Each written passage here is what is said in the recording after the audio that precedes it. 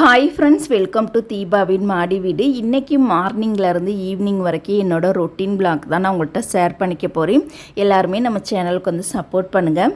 இன்றைக்கி காலையிலே நான் சீக்கிரத்துலேயே எந்திரிச்சிட்டே இருந்தாலுமே வாசல் தொளிக்கிறதுக்கு கொஞ்சம் லேட் ஆயிடுச்சு.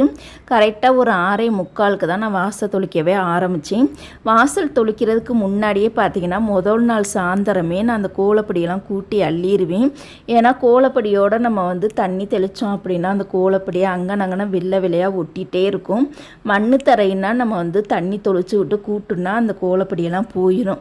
இந்த சிமெண்ட் தரைக்கு வந்து எப்போதுமே அந்த கோலப்படியை வந்து கூட்டி தள்ளிட்டு அதுக்கப்புறமா தண்ணி தொளிச்சு கோலம் போட்டால் தான் நம்மளுக்கு வந்து அழகாக நீட்டாக இருக்கும். வாசலும் நல்லா சுத்தமாகவும் இருக்கும். வீட்டுக்கு வெளியில் இருக்கக்கூடிய வாசலை வந்து கூட்டிடுவேன். இந்த இடத்துல தான் அடிக்கடி என்னோட பசங்க வந்து ஹோம்ஒர்க் வந்து பண்ணுவாங்க. டெய்லியும் பண்ண மாட்டாங்க. எப்போயாவது ஒரு டைம் அவங்களுக்கு தோணுச்சு அப்படின்னா இந்த இடத்துல தான் ஹோம்ஒர்க் வந்து பண்ணுவாங்க. அப்புறம் படியையுமே நான் வந்து கூட்டி விட்டுருவேன். படி வந்து டெய்லியும்லாம் கூட்ட மாட்டேன். ஒரு நாள் விட்டு ஒரு நாள் தான் நான் வந்து கூட்டுவேன். டெய்லியும் கூட்டுறதுக்கு என்னோடய பசங்களாம் எந்த குப்பையும் போட மாட்டாங்க. அவங்க எந்த சேட்டையுமே பண்ண மாட்டாங்க. அவங்க உண்டு, அவங்க வேலை உண்டுன்னு இருப்பாங்க.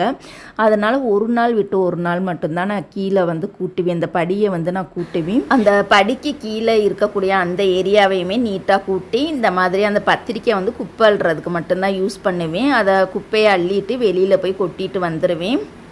அதுக்கப்புறமா பார்த்தீங்கன்னா வீட்டு வாசலில் கொஞ்சம் அந்த தரை வந்து காஞ்ச மாதிரி இருந்தது. சைடில் பார்த்தீங்கன்னா இந்த சைடு ஒரு 4 கம்பி, அந்த சைடு ஒரு 4 கம்பி தான் நான் போடுறது எப்போதும். ஆனால் இந்த 4 கம்பி போடுறதுலேயும் ஒரு வரலாறு இருக்குன்னு எங்கள் அம்மா தான் அடிக்கடி சொல்லுவாங்க. அந்த படிக்கு எப்படி கோலம் போடணும், கீழே எப்படி கோலம் போடணும், எல்லாத்துக்குமே ஒவ்வொரு வரலாறு இருக்குது. நான் அடுத்தடுத்த வீடியோவில் உங்களுக்கு வந்து நான் அப்லோடு பண்ணுறேன்.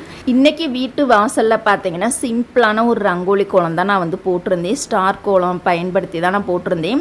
எப்போதுமே நான் அதிகமாக எங்கள் வீட்டு வாசலில் பார்த்தீங்கன்னா அந்த ரங்கோலி கோலம், குட்டி குட்டி புள்ளி வச்ச கோலம் இந்த மாதிரி தான் நான் வந்து அதிகமாகவே போடுவேன். பெரிய கோலம்லாம் போடுறதுக்கு டைம் கிடைக்காது. ஏதாவது திருவிழா நாட்கள், விசேஷ நாட்கள் அந்த மாதிரி டைமில் தான் பெரிய பெரிய ரங்கோலி கோலம் வந்து நான் போடுவேன். இது வந்து வீட்டு வாசல்லைங்கிறனால இந்த சிமெண்ட் தரைங்கிறனால நான் கீழே பெரும்பாலும் உட்காந்தே தான் கோலம் போடுவேன்.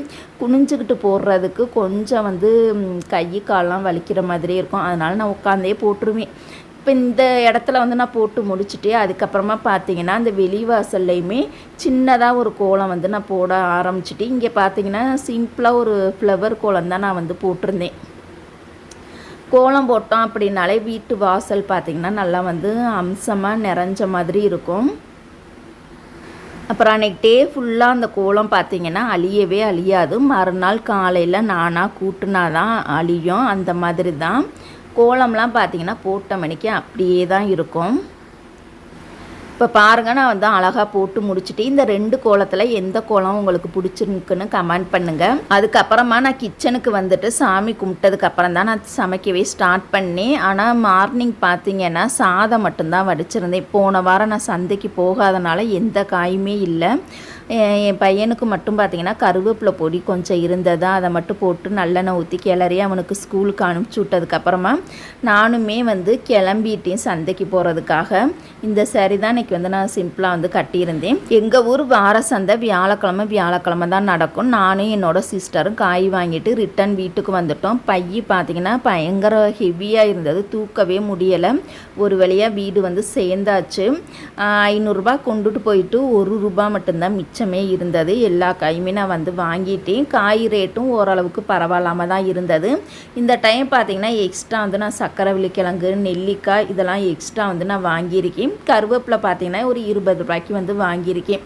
அப்புறம் 2 தயிர் பாக்கெட்டு, ஒரு பால் பாக்கெட்டு இதெல்லாம் கொஞ்சம் எக்ஸ்ட்ரா வந்து நான் வாங்கியிருக்கேன். இன்றைக்கி லஞ்சுக்கு பார்த்தீங்கன்னா சிம்பிளாக தயிர் சாதமும் உருளைக்கிழங்கு கார பொரியல் மட்டும்தான் நான் வந்து செஞ்சுருந்தேன். இன்றைக்கி வந்து நானும் என் பொண்ணு 2 பேர் மட்டும்தான் இருக்கோம். உருளைக்கிழங்கு பார்த்தீங்கன்னா சிம்பிளான ரெசிபி தான். ஃபஸ்ட்டு வந்து எண்ணெய் ஊற்றிட்டு எண்ணெய் காஞ்சதுக்கப்புறமா கடுகு கருவேப்பிலை போட்டுட்டு உருளைக்கிழங்கு வந்து பொடி பொடியாக நறுக்கி அதை தண்ணியில் நல்லா அலசி எடுத்துகிட்டு உருளைக்கிழங்குமே போட்டு நல்லா வந்து வதக்கிக்கணும். வதக்குனதுக்கப்புறமா பார்த்தீங்க பார்த்திங்கன்னா நம்மளுக்கு தேவையான அளவு காரத்துக்கு ஏற்ற மாதிரி சாம்பார் தூள் வந்து நம்ம போட்டுக்கணும். இது கூடவே பார்த்திங்கன்னா மஞ்சள் தூளும் போட்டுக்கணும். மஞ்சள் தூள் வந்து என்கிட்ட இப்போ இல்லாதனால மஞ்சள் தூள் வந்து நான் சேர்க்கலை. நல்லா வதக்கிட்டு இந்த காய் வேகிற அளவுக்கு தண்ணி வந்து நம்ம கொஞ்சம் சேர்த்துக்கலாம். தண்ணி ஊற்றுனதுக்கப்புறமா தேவையான அளவு உப்பு போட்டுட்டு மூடி வச்சுட்டோம் அப்படின்னா நம்மளுக்கு ஒரு 5 நிமிஷம் 10 நிமிஷத்துலேயே உருளைக்கிழங்கு வந்து நல்லா வெந்து வந்துடும். சைடுலே பார்த்திங்கன்னா தயிர் சாதத்துக்கு நல்லா வந்து நம்ம தாளித்து விட்டுறலாம் அப்படின்னு சொல்லிட்டு சைடில் பார்த்திங்கன்னா அந்த அடுப்பு கொஞ்சம் ஸ்லோவாக தான் எரியும். அதனால் கொஞ்சம் போல் எண்ணெய் ஊற்றிட்டு கடுகு, கருவேப்பிலை, கடலைப்பருப்பு, அப்புறம் பார்த்திங்கன்னா பச்சை மிளகாய் எல்லாமே போட்டு நல்லா வந்து தாளித்து விட்டுருவேன். சில சமயம் பார்த்திங்கன்னா வாரத்தில் ஒரு நாள் தயிர் சாதம் கண்டிப்பாக வந்து நாங்கள் வந்து செஞ்சுருவோம்.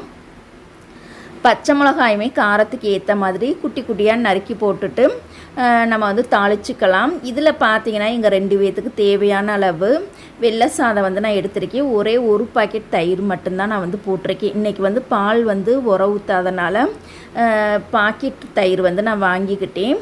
தாளித்ததையும் போட்டு தேவையான அளவு உப்பையுமே போட்டுட்டு நல்லா வந்து மசிச்சு விட்டுறலாம். இந்த தயிர் சாதத்துக்கு மட்டும் சாதம் வந்து நல்லா குழைய வேக விடணும். அப்போ தான் நம்மளுக்கு சாப்பிட்றதுக்கு நல்லாயிருக்கும்.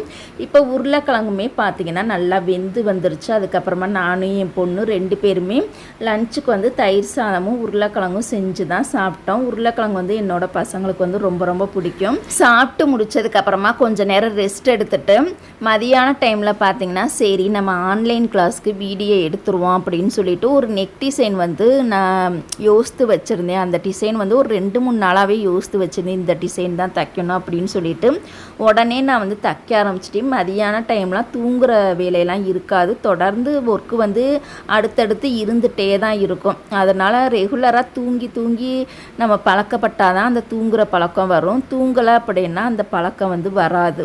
நான் உடனே வந்து ஆன்லைன் கிளாஸ்க்கு வீடியோவும் எடுக்க வந்து நான் ஸ்டார்ட் பண்ணிவிட்டு கிட்டத்தட்ட 1 மணி நேரம் ஆயிடுச்சு தச்சு முடிக்கிறதுக்கு. அப்புறம் எடிட்டிங் ஒர்க்கு அப்படி இப்படின்னு சொல்லிவிட்டு அதில் 1 மணி நேரம் ஆகிப்போச்சு.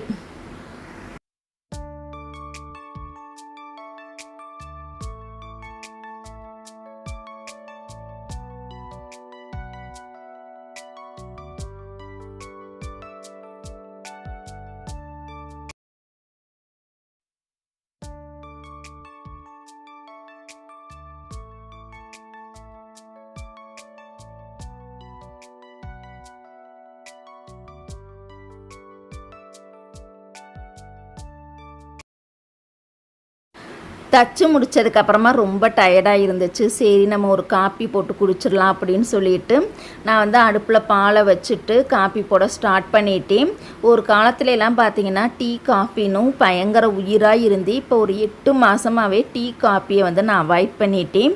இப்போ வந்து பால் மட்டும்தான் நான் வந்து குடிப்பேன். பாலில் வந்து சீனி போட்டு நான் வந்து குடிக்க மாட்டேன். நாட்டு சர்க்கரை யூஸ் பண்ணி தான் நான் வந்து குடிக்கிறது. டீ காஃபி வந்து உடம்புக்கு கெடுதல்னு சொன்னனால இப்போ வந்து டீ காஃபி வந்து சுத்தமாகவே நான் அவாய்ட் பண்ணிவிட்டு என்றைக்காவது ஒரு நாள் குடிக்கணும்னு தோணுச்சுன்னா மட்டும்தான் குடிப்பேன். அது எப்போ ஒரு 3 மாதம் 4 மாதத்துக்கு ஒரே ஒரு முறை மட்டும்தான். மீதி எல்லா நாளுமே பார்த்திங்கன்னா பால் மட்டும்தான். காலையில் ஈவினிங் 2 நேரம் வந்து பால் குடிச்சிட்டு எப்போயாச்சும் நைட்டு டைம் ஒர்க்கு வந்து ஹெவியாக இருந்தது அப்படின்னா நைட்டு நேரம் நான் பால் காய்ச்சி வந்து நான் குடிக்க ஆரம்பிச்சிருவேன். அதுக்கப்புறமா ஈவினிங் பார்த்திங்கன்னா ஸ்நாக்ஸுக்கு வந்து இந்த சக்கரவள்ளி கிழங்கு தான் நான் வந்து இன்றைக்கி வாங்கிட்டு வந்திருந்தேன். 1/2 கிலோ 20 ரூபாய்ன்னு சொன்னாங்க. நான் சரின்னு சொல்லி நான் 1 கிலோ 40 ரூபாய்க்கு வாங்கிட்டு வந்துட்டேன். எங்கள் வீட்டில் 3 பேர், அப்புறம் எங்கள் அம்மாவுக்கும் கொண்டுட்டு போய் கொடுக்கலாம் அப்படின்னு சொல்லிட்டு 1 கிலோவுமே நான் போட்டு வந்து வேக வச்சுட்டேன். இதுவுமே ஒரு 10 நிமிஷத்தில் வெந்துடும். ஃபஸ்ட்டெல்லாம் பார்த்திங்கன்னா இந்த சக்கரவள்ளி கிழங்க சட்டியில் வேக வைக்காமல் நான் குக்கர்லேயே போட்டுட்டேன். அது பார்த்திங்கன்னா விசில் வர்றதுக்கு முன்னாடியே நல்லா குழஞ்சு அதை அப்படியே வேஸ்ட்டாக வந்து நான் கீழே ஊற்றிட்டேன். அதுக்கப்புறமா இனிமேல் குக்கர்லேயே வைக்கக்கூடாது, சட்டிலே வேக வச்சிடலாம் அப்படின்னு சொல்லிட்டு சட்டிலேயே தண்ணியை ஊற்றி அந்த கிழங்கையுமே நல்லா கழுவி போட்டு தேவையான அளவு உப்பு போட்டு மூடி வச்சிட்டோம் அப்படின்னா 15 நிமிஷத்துலேயே சூப்பராகவே வெந்துருச்சு. அதுக்கப்புறமா நான் வந்து எல்லாத்தையுமே தனியாக எடுத்து ஒரு பிளேட்டில் வந்து நான் போட்டு ரெடி பண்ணி வச்சுட்டேன். அதுக்கப்புறமா எல்லாத்துக்குமே தனித்தனி பிளேட்டில் வந்து எடுத்து கொடுத்துட்டு ஃபைனலாக பார்த்திங்கன்னா எங்கள் அம்மாவுக்கு வந்து ஒரு தூக்குச்சட்டியில் கொஞ்சம் போல் அவங்க சாப்பிட்ற அளவுக்கு தேவையான அளவு எடுத்து வச்சு மூடி வச்சுட்டேன். என்னோட இந்த குட்டி விளாக்கை நான் உங்கள்கிட்ட ஷேர் பண்ணிவிட்டு வீடியோ பிடிச்சா லைக் பண்ணுங்கள், உங்களுடைய கருத்துக்களை கமெண்ட் பண்ணுங்கள், நம்ம சேனலுக்கு எல்லாருமே சப்போர்ட் பண்ணுங்கள். தேங்க்யூ.